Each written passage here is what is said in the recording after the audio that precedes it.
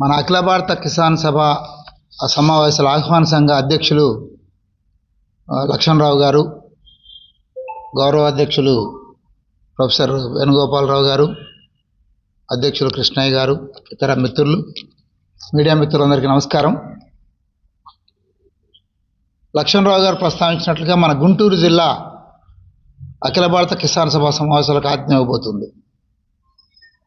4 రోజుల పాటు కిసాన్ సభ సమావేశాలు మన గుంటూరులో జరగబోతున్నాయి. ప్రధానంగా వ్యవసాయ రంగం ఎదుర్కొంటున్న సమస్యలపైన ఒక ప్రధాన చర్చ చేయబోతున్నాం. రాష్ట్రంలో ఉన్నటువంటి అన్ని రైతు సంఘాల నాయకులను, ఇర్రెస్పెక్టివ్ ఆఫ్ పొలిటికల్ అఫిలియేషన్, రాజకీయాలతో సంబంధం లేకుండా అన్ని రైతు సంఘాల నాయకులు కూడా ఈ వేదికలో భాగస్వాములు అవుతున్నారు. ముఖ్యంగా వ్యవసాయ రంగం ఎదుర్కొన్న సమస్యలపైన ఈ చర్చ మేము చేయబోతున్నాం. రైతాంగానికి మద్దతు ధర ఇస్తేనే వ్యవసాయం నిలబడుతుందనేది డాక్టర్ స్వామినాథన్ గారు చాలా సంవత్సరాల క్రితం ఒక ప్రతిపాదన ప్రభుత్వానికి చేశారు. అప్పుడు యూపీఏ ప్రభుత్వం కానీ ఎన్డీఏ ప్రభుత్వం కానీ 2 ప్రభుత్వాలు కూడా అంగీకరించాయి. రైతాంగానికి మద్దతు ధరలు ఇవ్వాలి అని చెప్పేసి. కానీ ఇప్పటిదాకా దశాబ్దాలు గడుస్తున్నా రైతాంగం పండించే పంటలకు మద్దతు ధర గురించినటువంటి ప్రస్తావన ఎక్కడ ఏ కోసైనా ఈ ప్రభుత్వాలు చేయట్లేదు. ఈ సమావేశాల్లో ప్రధానంగా రైతాంగానికి మద్దతు ధర ఇవ్వాలనే చట్టం అంశం పైన చర్చించబోతున్నాం. మరొక ముఖ్యమైన అంశం, ఇటీవల జరుగుతున్న ప్రపంచీకరణ పరిణామాల నేపథ్యంలో అమెరికా అధ్యక్షుడు ట్రంప్ మన దేశానికి సంబంధించిన వ్యవసాయ ఉత్పత్తుల ఎగుమతులపైన విపరీతంగా పన్నులు వేస్తున్నారు. అమెరికాలో 500% దాకా వేస్తానని చెప్పేసి హెచ్చరిస్తున్నాడు. మరోవైపు తమ దేశంలో పండినటువంటి వ్యవసాయ పంటలను మన దేశంలోకేమో ఎలాంటి పన్నులు లేకుండా దిగుమతి చేసుకోవాలని చెప్పేసి ప్రభుత్వం ఒత్తిడి తీసుకొస్తున్నారు. ఫ్రీ ట్రేడ్ అగ్రిమెంట్ పేరుతోటి అమెరికా, భారత్ 2 ఒప్పందం చేసుకోబోతున్నాయి. చర్చలు నడుస్తున్నాయి.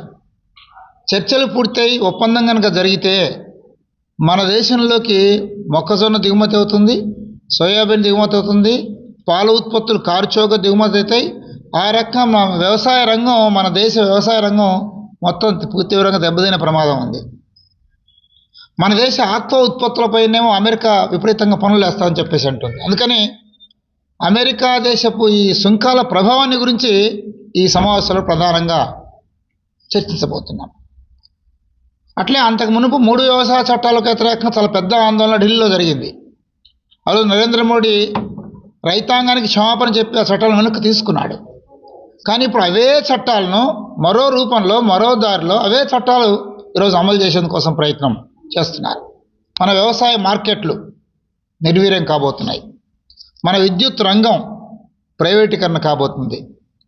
రైతు చేతిలో ఉండే విత్తన హక్కు కార్పొరేట్ కంపెనీల చేతుల్లోకి పోబోతుంది. ఆ రకంగా విత్తన చట్టం కానీ, విద్యుత్ సవరణ చట్టం కానీ, వ్యవసాయ మార్కెట్ల నిర్వహణ చట్టం కానీ, సహకార రంగం భారతదేశంలో ప్రధానంగా గ్రామీణ ప్రాంతంలో సహకార రంగం చాలా కీలకమైంది. భారత సహకార రంగాన్ని ఈరోజు రాష్ట్రాల పరిధిలో ఉంది. దాన్ని కేంద్రం టేక్ ఓవర్ చేసి మొత్తం వ్యవసాయంలో ఉండే సహకార వ్యవస్థను చిన్నాభిన్నం చేసి కేంద్రం కార్పొరేట్ కంపెనీల గుప్పిట్లోకి ఈ సహకార రంగాన్ని తీసుకెళ్లే ప్రయత్నం చేయబోతుంది. ఈ రకంగా అనేక రకాలు, ముఖ్యంగా వ్యవసాయ రంగం తీవ్రమైన సంక్షోభంలో ఉంది. మొత్తం భూములు కార్పొరేట్ల పరం చేసేందుకోసం బెదిరించి, దౌర్జన్యంగా, బలవంతంగా 2013 చట్టాన్ని కూడా ఉల్లంఘించి ఈరోజు కేంద్రం కానీ రాష్ట్రం కానీ రైతుల నుంచి భూములు లాక్కుంటున్నాయి. మా రైతు సంఘం ప్రశ్నిస్తుంది, పోరాడుతుంది. ప్రశ్నించి పోరాడుతున్నందుకు అనకాపల్లి జిల్లా రైతు సంఘం కార్యదర్శి అప్పలరాజు పైన పీడీ చట్టం ప్రయోగించి జైల్లో పెట్టారు. ఈ 20-30 ఏళ్ల కాలంలో ఒక రైతు నాయకుడి పైన పీడీ చట్టం ప్రయోగించిన ఘనత ఏ ప్రభుత్వానికి లేదు, మన ప్రభుత్వానికి దక్కుతుంది. ఎవరో గంజాయి స్మగ్లర్ల పైన, మానవ రవాణా చేసే అక్రమ రవాణాదారుల పైన పెట్టాలన్న గంజాయి కేసును, పీడీ కేసును, చట్టాన్ని ఒక రైతు నాయకుడి పైన ప్రయోగించారు. ఏమిటి? వాళ్ళ యొక్క కార్పొరేట్ ప్రయోజనాలకు రైతులు ఎదురు నిలుస్తున్నారు. రైతు సంఘం నిలబడుతుంది. రైతు సంఘం నాయకుడిగా ముందు వరుసలో ఉన్నాడు. అందుకని ప్రభుత్వం ప్రజా ఉద్యమాల నిర్బంధం ప్రయోగిస్తుంది, అటు కేంద్రమైన రాష్ట్రమైనా. అందుకని ఈ అంశాన్ని చర్చించబోతున్నాం.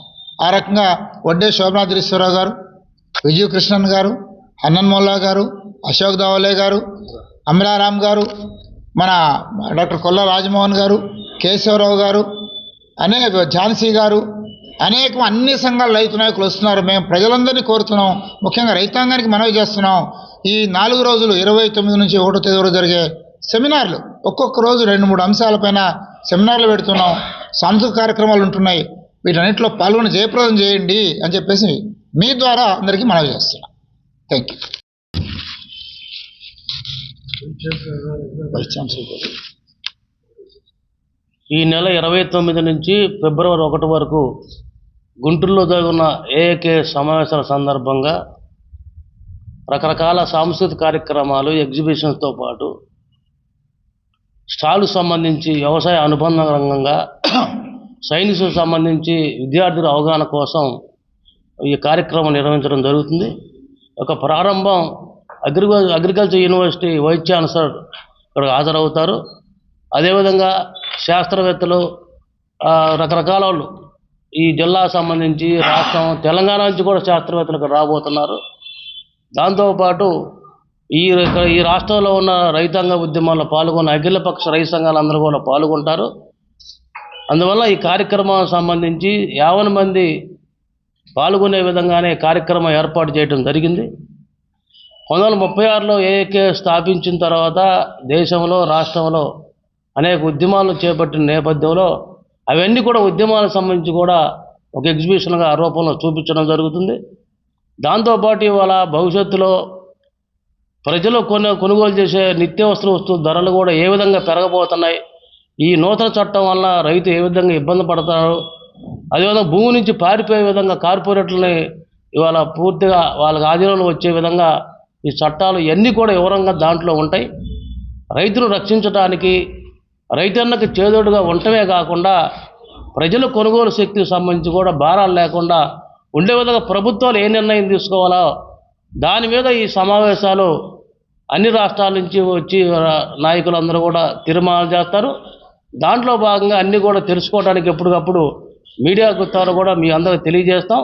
అందుకని దీనికి ప్రముఖులు హాజరవుతారు. కాబట్టి దీనికి సంబంధించిన కార్యక్రమానికి 50 మంది రైతులు, కౌలు రైతులు, అదేవిధంగా విద్యార్థులు అందరూ దీంట్లో భాగస్వాములై ఈ యొక్క ఏఏకే సమావేశాలు జయప్రదం చేస్తారని చెప్పేసి ఆహ్వాన సంఘంగా మేము తెలియజేస్తూ ఉన్నాం.